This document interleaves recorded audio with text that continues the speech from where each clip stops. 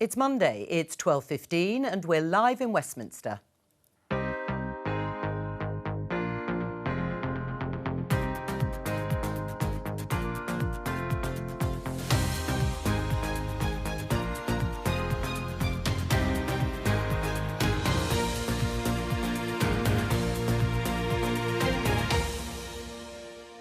Joining me, Conservative MP Tim Lawton, Labour leader in the Lords, Angela Smith, former Number 10 Director of Communications, Alistair Campbell, and Daily Telegraph Associate Editor, Camilla Tominey.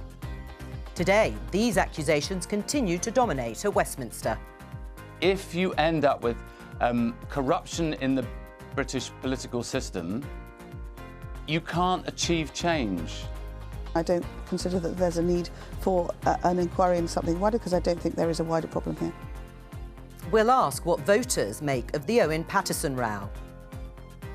This Irish minister says the EU could shelve the entire Brexit trade deal if talks over Northern Ireland break down. I don't think that triggering Article 16 will resolve the dispute in relation to the protocol in Northern Ireland. This name badge includes gender pronouns. Should they become more common?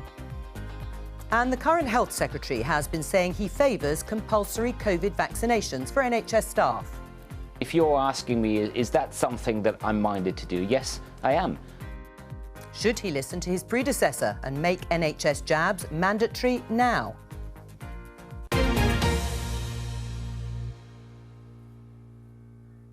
Well, let's start with that story that you just heard there in the headlines. We have been expecting an announcement from Sajid Javid, the Health Secretary, probably coming this week, about mandating NHS workers to have COVID vaccinations. It looks as if the suggestion is in April because of the difficulties of staff shortages over the winter. But his predecessor, Matt Hancock, we can just show you the headline in the Telegraph, says jab NHS staff before winter hits.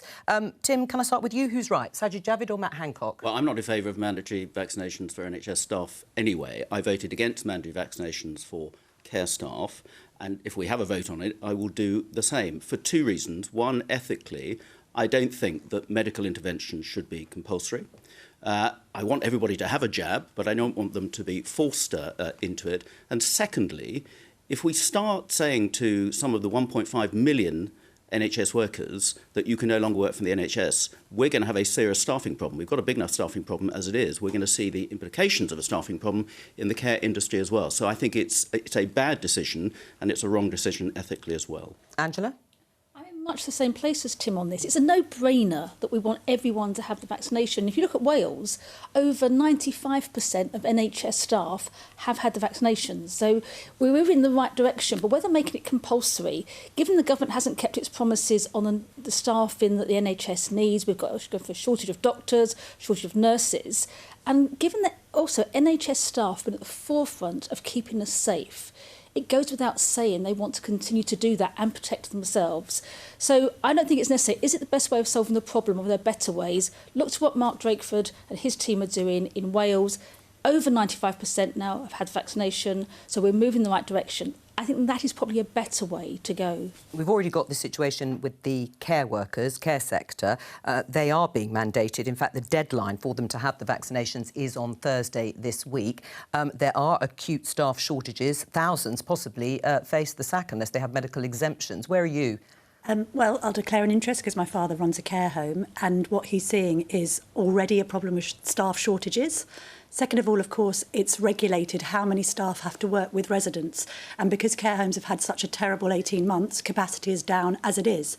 So this idea that you can force care home workers to be jabbed, but wait for the NHS to be jabbed next spring, creates a problem for the NHS, not just for care homes, because the NHS is desperate to discharge people from hospital wards into care homes. The care homes can't take them because capacity is down and they don't have enough staff. So it's basically a ticking time bomb waiting to go off for both sectors.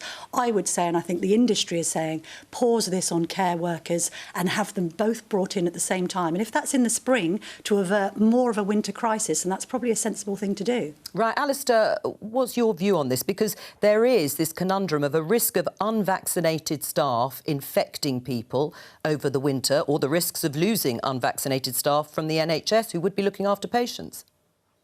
Well, I think I'm right in saying that in Italy they brought this in already, and one of the reasons was that they detected clusters and outbreaks where they could link them to unvaccinated staff within the healthcare system. And I think that if we were to see that kind of thing within the UK system, I think I could see that move coming. And also, I mean, look, I went to a football match on Saturday, Chelsea against Burnley. I had to show my vaccination pass to get into the stadium, even though the game was actually out in the open air.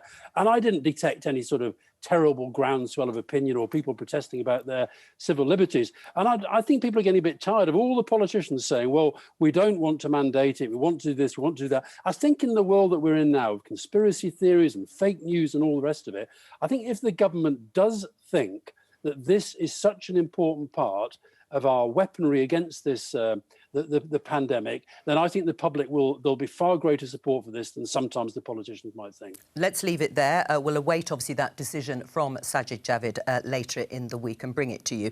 The fallout from the case of Owen Paterson, the Conservative MP, and also the system on how MPs are policed continues. There's going to be an emergency debate in the Commons on MP standards following everything that erupted in Westminster last week. We expect the debate to start around 3:30.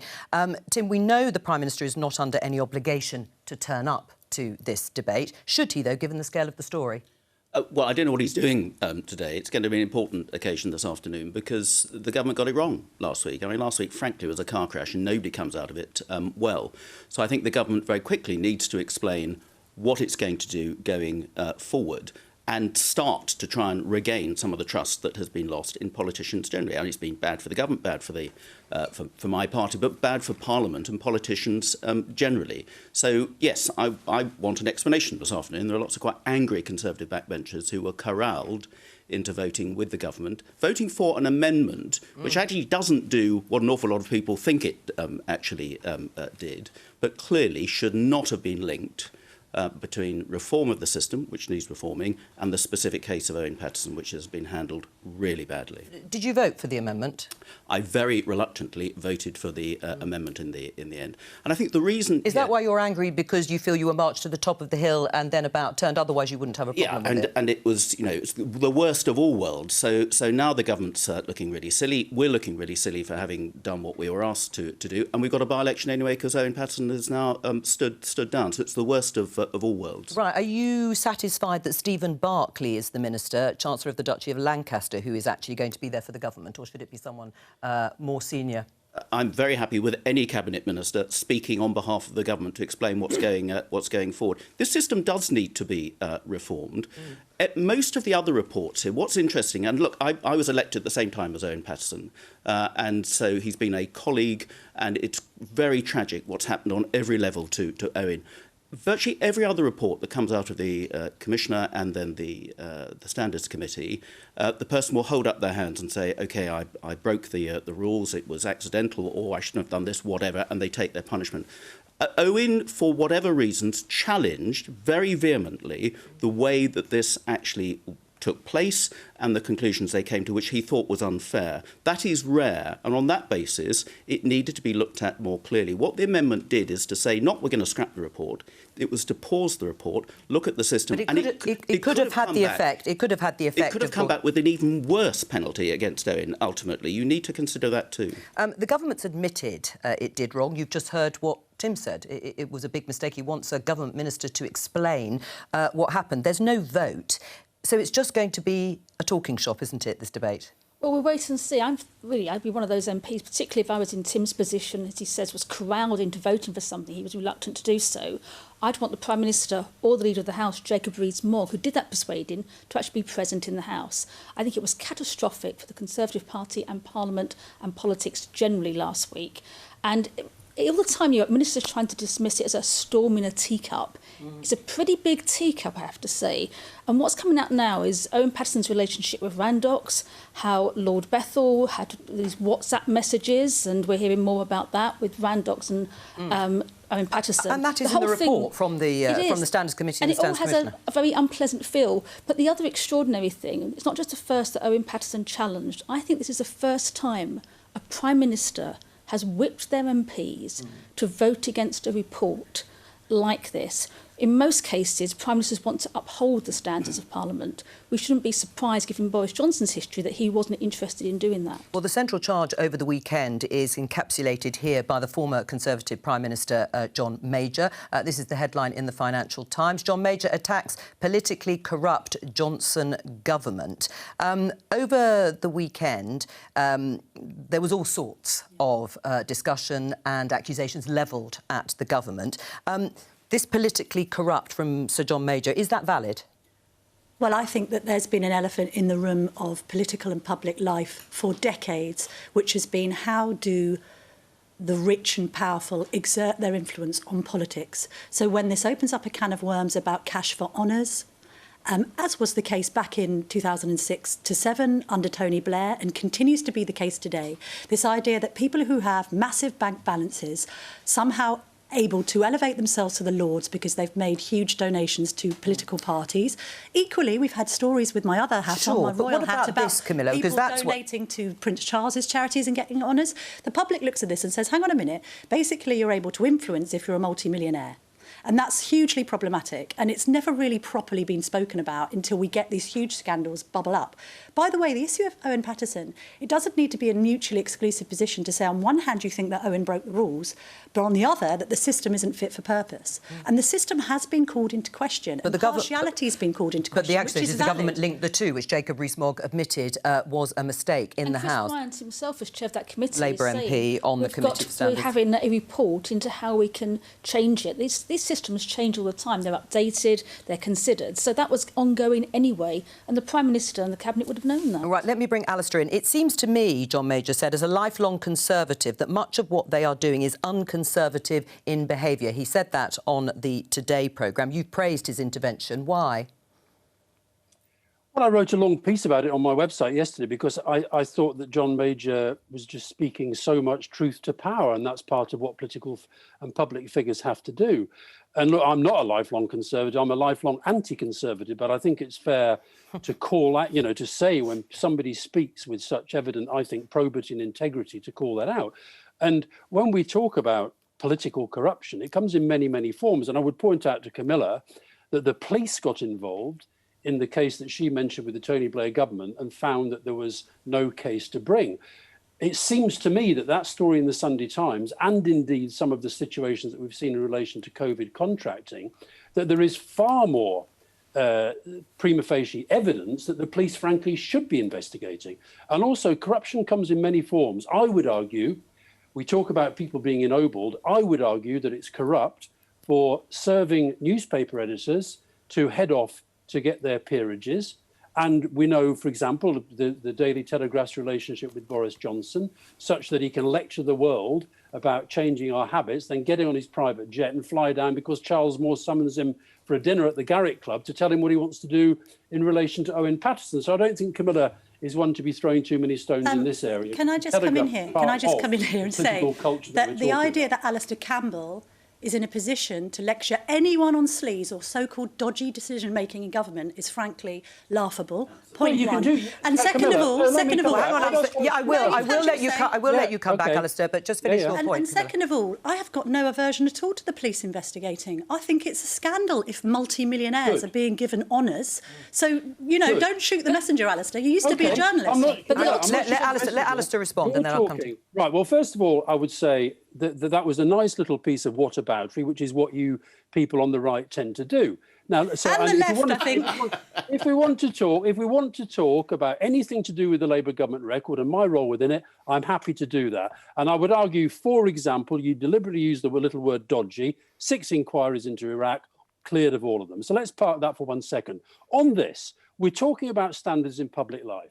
And I would say that whether I'm talking about Theresa May, whether I'm talking about Margaret Thatcher, whether I'm talking about Tony Blair and Gordon Brown, when we talk about the 7 principles of public life that John Major's Nolan Committee brought in, honesty, openness, objectivity, selflessness, integrity, accountability and leadership, I would argue that they, most of the time, obeyed those principles. I would argue that Boris Johnson, the Prime Minister that your paper supports so rabidly, he breaks them every single All right, day. but you've mentioned John Major. Alistair, you've mentioned John Major twice. You said John Major had very strong qualities as a human being. Back in 1994, you called him a shallow, lying little toad of a man. That was Well, then. listen, OK, and that's because I was, well, I think journalists say all sorts of things, and I was probably then, I can't remember, if I was a journalist or working for the Labour Party. You were. I said in the piece I wrote yesterday, politics is tough. Election campaigns are tough. One of the messages I got from my piece yesterday was actually from Neil Kinnock.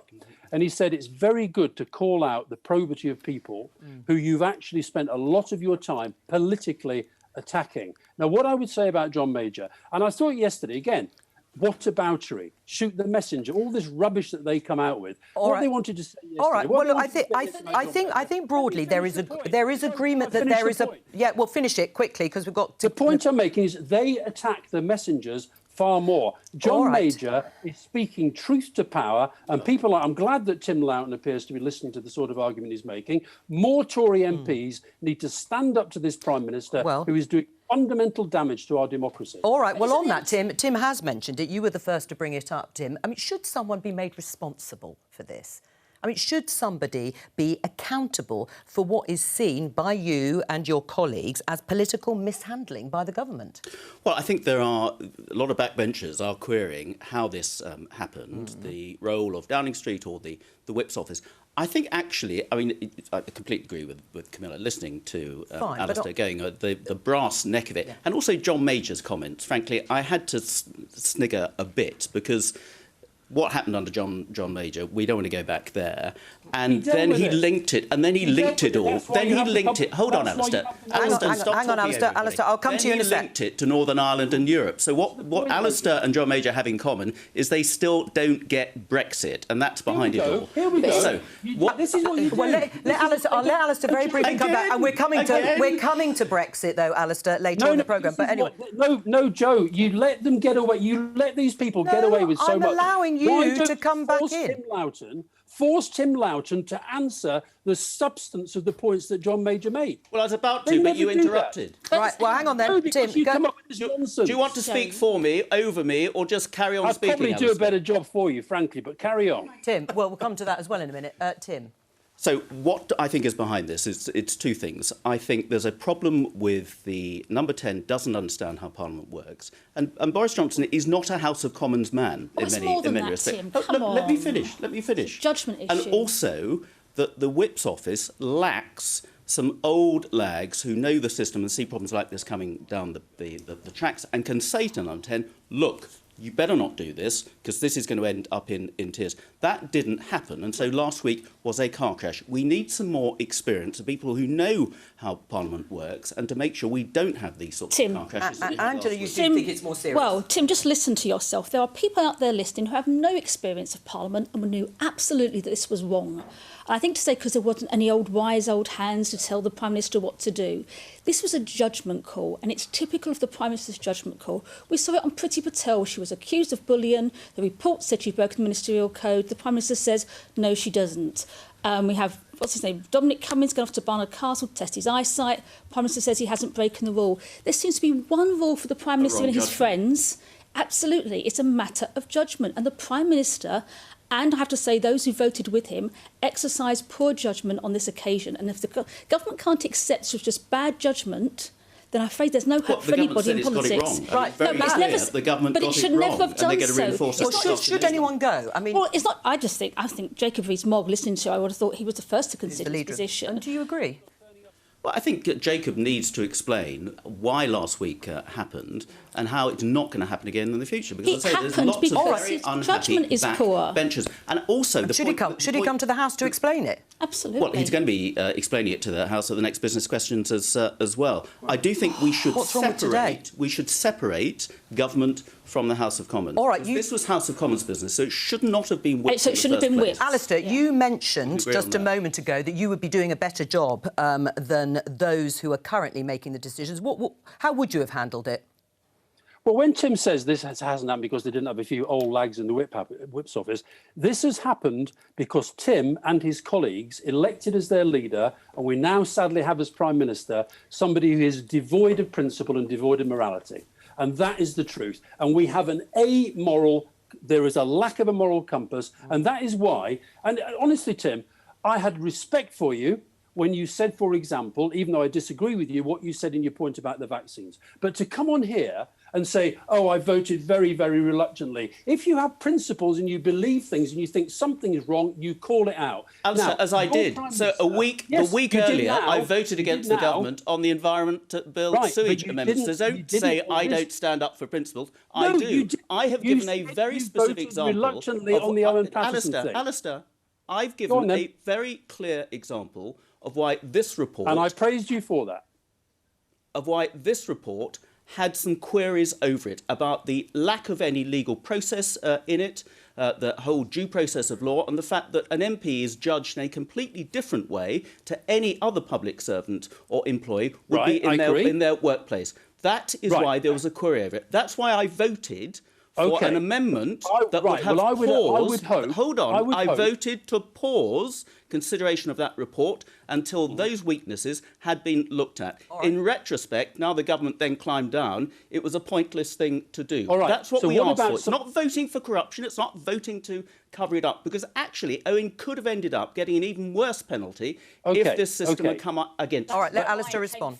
Right, but Tim, let me just ask you this then. On that broader point that I make about the Prime Minister that we now have, honesty, openness, objectivity, selflessness, integrity, accountability, can you really say he upholds those? And when Kwasi Kwarteng was asked the other day, what has Johnson done to uphold standards in public life, he said he got Brexit done. It says to me that they're completely divorced from the idea that they should have standards in public life. And you know as well as I do, Johnson is trying to get rid of Catherine Stone with the help of people like the Telegraph, so that he doesn't get investigated himself. Alistair, look at your own house first and look at what happened under the Blair years. Like the what? brass neck of what you're trying to say now. Tell me what? Tell me what? Tell me what? Come on, what do we want? Want Formula One? Do we want Paul Drayson, the Smallpox contract? There wasn't even a pandemic on there. The Hinduja brothers. How many times did just pick the we can't go through them all. How many more do you want? You can tackle the Bernie Ecclestone, since that's probably the most memorable in people's minds. I'll have as many as you want, and what you'll see in every single one of them is that where things were inappropriately done, they were dealt with. So, for example, ministers resigned. You lot would have watched that Blair Brown documentary and thought, why did those guys resign? They did far less than anything our lot are getting away with. I will come and talk to you for as long as you want. All right, and we'll arrange that. We'll arrange that. We'll facilitate that in true public sector broadcasting. Tim Lawton, Alistair Campbell, enough. Now, just before we move on, though, this flip-flop fury headline in The Sun, you talked about getting some more experience into number 10. Are you going to be the tough enforcer being brought in to do that? I read that in the Sunday papers yesterday. Apparently, I'm the enforcer that's needed. And do you want it's news to me. And would you like to? I'm up for anything. Are you? Oh, so you would like to go in? They haven't actually asked you yet, though. I read it in The Sun yesterday. I almost choked on my toast at breakfast. I bet you did. Aren't we missing the point with a lot of this? That what really matters is what happens going forward and what people think now. Trying to justify something wrong now by saying, oh, I think somebody was wrong in the past is completely irrelevant. The government had very, very poor judgment last week. It damaged its party and Parliament in the process. Right, well, let's pause on that point from Angela, because we're joined by Professor Jane Green from Nuffield College at the University of Oxford, who's also co-director of the British Election Study, and see what voters, what people think of it and whether it's making an impact. Angela quoted George Eustace, the Conservative Cabinet Minister, saying, storm in a teacup. Is it a storm in a Westminster teacup, Jane, or having implications in the real world? Oh, it's such a difficult question to answer because we don't really know yet, in all honesty. These kinds of issues, they have the huge potential to be really electorally damaging. And I think that potential is going to be seen if this becomes a key label, a key way that voters think about the Conservative government. And it's much too early to tell.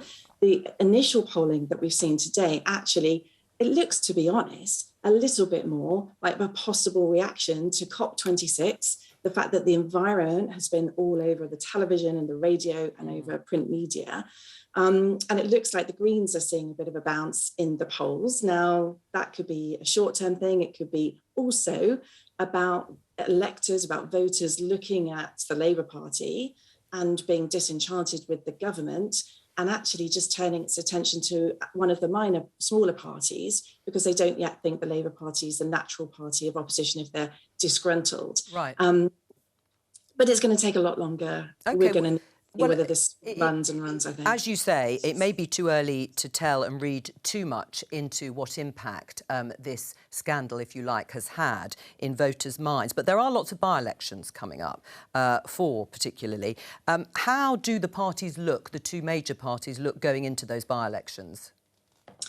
Yeah, so most of these by-elections are in Conservative safe seats. And so what we'll be looking for is whether there's a massive upset, so something really big that people didn't see coming, like happened in Chesham and Amersham earlier on in the year, where the Liberal Democrats were able to take that seat. But that's, it's quite unlikely. That would be a huge surprise. So we'll be looking to see, are these swings larger? Are they the kind of size of swings that if they were replicated across the country in seats where the very narrow margins of victory in the last election in 2019, are the swings large enough to push more seats away from the Conservatives, maybe towards the Labour Party? So we'll have to see whether that's the case.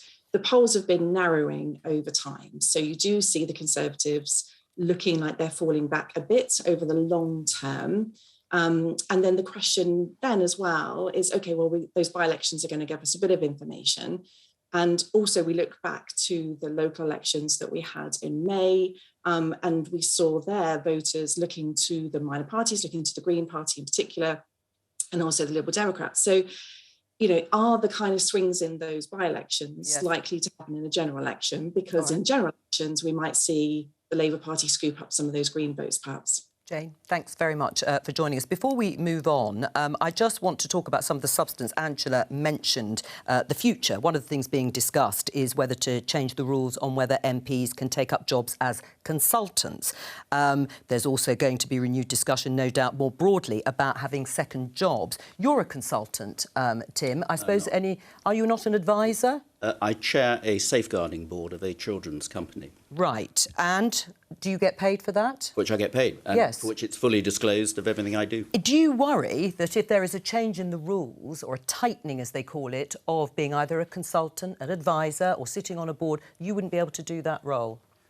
Well, I think it would make Parliament poorer if people were not able to have outside interests properly controlled, fully transparent as it has to be. I was Children's Minister. I was Shadow Children's Minister for many, many years. I have a role that plays to the experience I had in all my time on children's social care. And it actually informs and enriches what I can then do in Parliament by the experience of chairing a safeguarding board, which makes sure that children are properly being looked after by this particular group. So actually, I think it helps my role in Parliament. And it's fully disclosed. Yes, I mean, earning £37,000 a year, I think, is what the disclosure says, for 144 hours. Are you happy with Tim to continue doing the job that he does on Outcomes First Group or not? I think that's at the more benign scale of some of the things we've seen. I don't know the details of it, but what he said, that seems more benign. The real issue, I think, is when people lobby ministers for companies. But there are rules about that. That's clear. Well, paid advocacy, I know what you said. Paid advocacy is not allowed. It's very, very clear. It is very clear,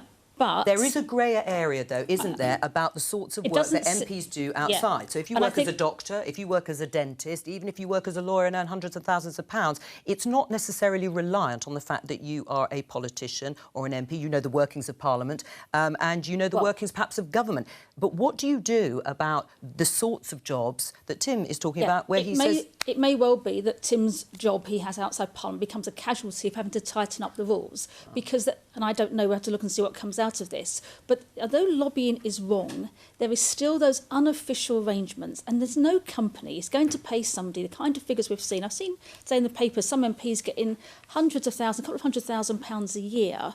Why does a company want to give that much money to an MP for 10, 15 days' work? It plays exactly into what Camilla was saying earlier about people with access buying their way into access. They do so. You know, the sort I mentioned earlier about Lord Bethel and these WhatsApp messages. When the judge asked to see the phone that he'd got these messages from companies and from Moen Patterson on, he was told, first of all, he'd lost the phone, then it was broken, then he'd given it to a family member, And then he said it's in a box in a lockup somewhere. Now, I think if you can't have transparency about things, everybody knows what's going on. There's something pretty miserable happening here. So I am uncomfortable with it. I think there are some cases where somebody perhaps is a doctor or a lawyer and they want to keep up their professional qualifications, or a plumber. But the kinds of money we've seen about is clearly being doomed to buy access. Where do you draw the line? I think that's the most difficult part. Say a lawyer. Yeah, that is the most difficult. Well, you have one lawyer who's earning hundreds of thousands of pounds. Well, I think Geoffrey Cox is earning about £500,000 externally. But equally, everything that you're saying, Angela, which I agree with, is evidence for the fact that the system for policing this needs to be robust and uncontrovertible. And we've had MPs marking their own homework. Of course, Alistair Campbell's in favour of the committee. It's chaired by a Labour MP, Chris Bryan. Oh, come on, Camilla, that is outrageous. But the proposal was that it would be an inbuilt Tory majority, well, exactly. Replacing a skewed system with a skewed system is an idiotic idea. Is seven lay members. Maybe it should be I know we want to talk about this, but we are going to move on. I did promise that we would talk about Brexit because we had some quite dramatic comments from the Foreign Minister of Ireland, Simon Coveney, warning that the entire Brexit deal could be set aside if the UK government goes ahead suspending parts of the Northern Ireland Protocol. This would be done by triggering the part of the agreement called Article 16, which Lord Frost, the Minister responsible for EU relations, has been talking about doing for some time. Here is Simon Coveney. The trade and cooperation agreement that was agreed between the British government and the EU is contingent on the implementation of the withdrawal agreement, which includes the protocol. One is contingent on the other. So if one is being set aside, there is a danger that the other will also be set aside by the EU. Alistair, do you think the EU would really go ahead with this? I think to go back to what John Major said the other day, he said that he thought the EU up to now were trying to deal in very normal diplomatic terms on this, but I do think they're running out of patience. And I was in Belfast on Friday, and I did a meeting with the Northern Ireland Chamber of Commerce. Now, this is an organisation that is not by any means militant. If they were living here, I suspect most of them would be Tories. I've never known such anger and contempt for this government. And we did a show of hands in the thing. Is Brexit going well? 100% no. Could the protocol be made to work? They actually thought a majority that it could. Who did they blame for it not working? 85% the UK, 15% Europe. And this is the one that absolutely stunned me. How much do they trust? Do they trust Johnson and Frost? 0%. Do they trust Coveney and Varadkar? 80%. Now, that is the Northern Ireland business community who is at the sharp end of this and who is looking on, and I think seeing Boris Johnson and David Frost and Dominic Cummings. I don't believe a lot that he says, but he did say that they knew when they were signing it that this is what they were going to do. And there is a real danger, I think, that we're going to do, again, if I may quote John Major, we're going to do massive damage to people, businesses, and to the peace process and to our reputation in the world. All right. I mean, Camilla, if it ends up without a trade deal, if Simon Coveney and what he says actually happens, it will be a complete failure of statecraft, won't it, from Boris Johnson? We end up with no deal. Probably be a failure of statecraft on both sides. I don't understand why John Major didn't call it out. Why is it always a travesty if Britain wants to trigger Article 16, which is a mutually beneficial safeguard to protect the integrity of the protocol? Why didn't he call that out when the EU actually invoked it over COVID jabs? Yeah, it's this sense that, anything that the EU does is done in some kind of vein of virtuousness. Anything the UK does isn't. Some of these outstanding issues that they want to resolve include cutting customs checks, so red tape around medicines and the movement of pets. So is Alistair saying he would rather that this was all tied up in endless bureaucracy? Or would he like to see a resolution? And in which case, who's acting unreasonably here? Yeah, you can. Can I answer her question? She seemed, yeah, right. So the short answer to that is no. But bear in mind, this is the deal that they said all these loose ends were already tied up. The reason why Get Brexit Done was such a lie was because we knew, those of us were saying, that this is going to have to then lead to further negotiation. For example, on the things that you mentioned, more importantly, more significantly, on financial services, on relations with the city. And it now suits Johnson's political interest, which is all that he cares about. He's not well motivated by the national interest or the needs of the British people and British business. We know what he thinks about British business, and it begins with F. He wants to keep this nonsense going. And I think up till now, the European Union has actually been pretty patient, pretty reasonable. And I suspect John Major did call it out, but I don't know. No, he didn't. But I've noticed you like playing the man, not the ball. All right, Alistair. John Major's yes, Tim, have a go, as you call it. You know when Alistair's desperate, when he's pleading John Major and Dominic Cummings in aid of fine. his... But what about the substance? I mean, the Daily Express's front page is on the brink. Brexit trade war looms. There is a lot of brinkmanship going on here. Why is it that with all the problems about the Northern Ireland Protocol, why is it that 20% of all the cross-border checks across the whole of the EU are happening around Northern Ireland? That is entirely political and manufactured by the EU to make it difficult. Why is it? It's because of the border. Alistair, please, there are four of us I will in this cut you, and I must relationship. bring Angela in too. But go on, Why is it that the Prime Minister of France wrote to the EU basically saying that the UK needs a punishment beating for coming out of the EU? Alistair, please. He didn't say... That's what is behind all this. He didn't use punishment. Joe, Let's try... Hang on. He punishment didn't use... Well, effectively is not the same as writing punishment. Right. So we do have to be accurate in terms of what we are quoting people. Alistair. Being accurate. So they talk such utter nonsense because Tim's another one. What was his group? Leave means leave, or Brexit? I can't remember what his group was. Fair enough. Believe in Brexit if you want to, but at least admit when it's not going well and try to address the substance of the problem. It's not going well. I've told you why it's not going well, so it needs goodwill on both sides, and there's no goodwill coming from the EU. So why are you constantly standing up for the EU rather than standing up for the UK? No. Are you just... I am standing up. I am standing up for the Northern Ireland peace process, which you lot are putting in peril. So why didn't you call out with the EU when they invaded the border, guys, Johnson said would put there over his dead body. Right, OK. I'm going to bring in Angela. Let me just get back to what... Let me just get back to Lord Frost, Lord David Frost, and what he's been saying, because he has said that the Northern Ireland Protocol has to be changed because it's undermining the Good Friday Agreement, because it doesn't, in his view, have democratic consent from all the communities. Do you accept that? I'm a former Northern Ireland minister, so I don't want lectures from David Frost on this, because why wasn't somebody from Northern Ireland in the room when they were discussing this? This is David Frost and Boris Johnson's deal. They negotiated it with nobody from Northern Ireland in the room, and now David Frost refused in the House of Commons to myself and Baroness Lady Chapman last week to even show us the documents they've sent to Brussels in order to discuss this matter. I just feel like I want to knock everyone's heads together at the moment, I have to say. But let's... It may come to that. It may well do, and it might probably be a better solution we've got so far. But let's look at the fact. If they deal with facts, and Boris Johnson's never been one to sort of sit down and sensibly and calmly work through an issue. He'd rather fire off politically. While he's talking about Brexit, he hasn't got to deal with sleaze or fuel prices or HGV drivers or whatever. The EU says that their proposals will cut 80% of the burdens on business they're experiencing now. Business is saying it's 10%. They're factual. Why doesn't everyone sit down and negotiate?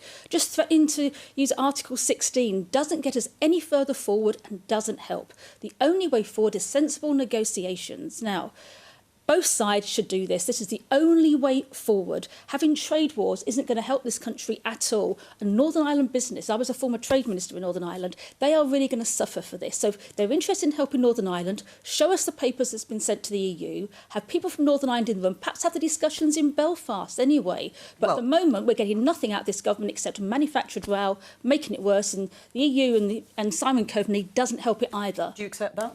Oh, there's fault on both sides. Yeah, but do you accept what the government needs to do?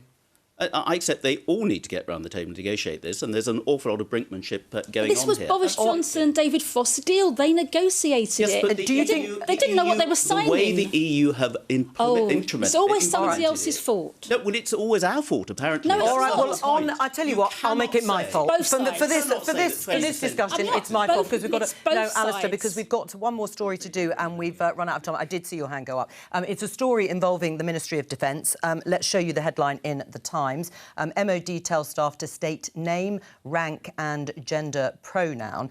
The article actually goes on to say that the Ministry of Defence has been encouraging staff to state their gender pronouns on emails, signatures, social media profiles and in meetings. It's also reported today that Marks & Spencer are offering their staff pronoun badges. We might be able to show you a picture of that. While we do, I'd like to welcome Meena Chanda, founder and chief executive of Events Together and an expert in workplace diversity. Welcome to you. Meena, a lot of viewers might not understand exactly what's going on here. Explain why companies are choosing to do this. What's it about? I think companies are trying to be very inclusive and trying to make everybody feel welcome, regardless of how they identify in the workplace. And it's a way of people actually feeling comfortable in themselves and actually displaying or portraying to other people, to colleagues, to customers, to staff. Actually, you might think I identify as one gender, but actually I'm something else. So it's actually just a way of actually companies making individuals feel more welcome, more comfortable, more inclusive in the workplace. And how common is it? How widespread is it? It is becoming increasingly common these days. I mean, I work for a lot of corporate companies or clients who actually have pronouns at the end of their emails. And I know a lot of retailers do also have badges with their pronouns on there as well. And what about the controversy? Sometimes these things are seen as quite controversial if companies take them on. Why is that? First of all, I think it should be a choice. So if somebody wants to wear a badge displaying their pronouns or want to have it on the end of their email, then I think, first of all, it actually should be a choice and shouldn't actually be enforced. Now, it's quite interesting because I have a very close friend who is a cross-dresser. So although he identifies as a male, he does sometimes dress up as a female. And his point of view is, why do I need a pronoun to display how I'm actually identifying at the time? All right. You know, well, I'm going to open it up to, I guess, because unfortunately we haven't got that much time. Angela, is it a good idea? Should more organisations be doing what Marks & Spencer's is doing? We showed there the badge with preferred pronouns, or the MOD. I think it comes down, as you said now, to choice. Nobody should feel uncomfortable or ill at ease at their workplace. So if people feel this helps, then I'm relaxed about it. But I just think it's common sense and respect for people in the workplace and people feeling comfortable at work. Would you be happy to wear a gender pronoun badge? I'm not going to wear a gender pronoun badge. I think the best one was, it's not just any pronoun, it's an M&S pronoun. But it is about choice. But where I really worry is for those people who, if you choose not to do it for perfectly good reasons, then all of a sudden you're transphobic and you're pilloried because you don't go along with what's been described as a woke agenda. And that's what's really worrying underlying all of this, not whether somebody chooses to wear a pronoun badge or not. That's up to them. Alistair? I agree with Angela. Completely? Yeah, totally. That's the first time. That's the shortest answer. I'm so sorry. I thought there was going to be more. Move on, quick. I've agreed with you on a lot, Angela. It's just that. Sorry, I meant it's the first time we've agreed. To talk about the Labour Party today, but it's the first time we've agreed so succinctly with me. Okay, thank you. Listen, I suspect that Tim's answer reflects something that I feel as well. I do find this is an area that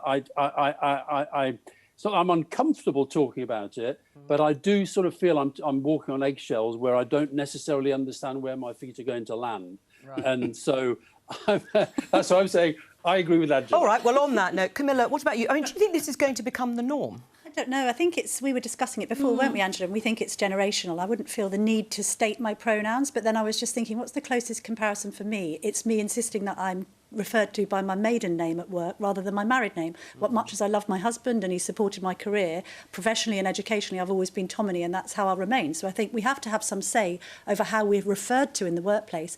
But I wouldn't suggest that everyone must be compelled to do this. We just must support people who want to. It's being respectful. Yeah. And so do you think it'll become normal? Because I think there are many people who probably feel a bit like Alistair. They might be a bit behind on these sorts of things. I'm not saying Alistair's behind, but what I mean is not quite up with where companies are. Meena, thank you very much for joining us today. We haven't got time to go back to you, but thank you very much. That's all we've got time for. It's an exhausting programme, it was. And thank you to all of my guests. Exhausting but stimulating. And I will be back tomorrow at 12:15. Bye-bye.